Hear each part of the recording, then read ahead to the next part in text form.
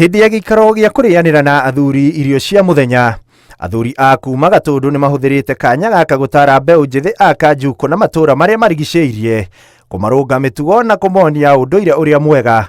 Athuri aya makiuga riri norio igai ria mwanya mangigaira na Kiaya. Yeri tuonete mena utiganu munene muno mitugo ona githomo ona gitio ni tondu ungiona mwanake muciari gitio na to muciari ro muciarite ona mwatungana na kuvara ukona ni ciana cina kiene. Athuri aya no moete mweke uyu guthomithia anake acio ciigie uhuthiri muru wa dawa cia kurefia ora undu umwe na njohi cia ibango iria maugite icoketie bururi na thutha na makiria gitaro-ini gia gatagati. Kindu kia mbere ni kwamba kwiyeherania na dawa cia ciuriu.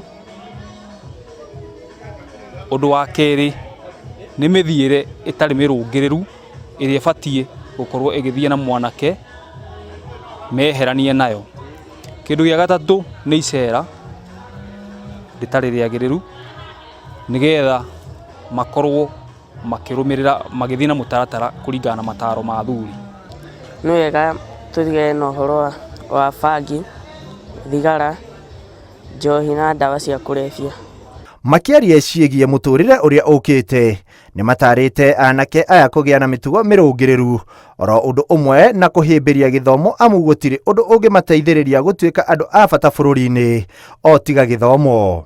Na ni wega kuga githomo riu turathoma kia marwa no githomo githomagwo hindi ciothe ona riria gutari kia marwa no giathomagwo gia gukinyaniria ciana igaikario thi na igathoma na maundu. Kiria turamba mbere gwikira ni mitugo miega ithuĩ ta athuri ta aciari ta bururi nigetha nake mwana uria waciarwo akare bururi we mitugo miega tondu we guthoma mitugo yo kiu nikio githomo kia mbere.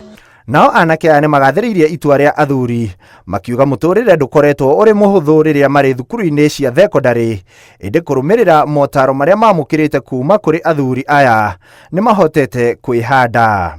Tio kuheana gitio na cukuru maundu ta mau niturona kwina aria matarahe arimu gitio no ni mandeithĩtie ngahota kuhe arimu gitio na gwika uria turerwo. Motaro maya mokite mwaka umwe tu kuma imwana ici makiria ma 1,000 ciarua.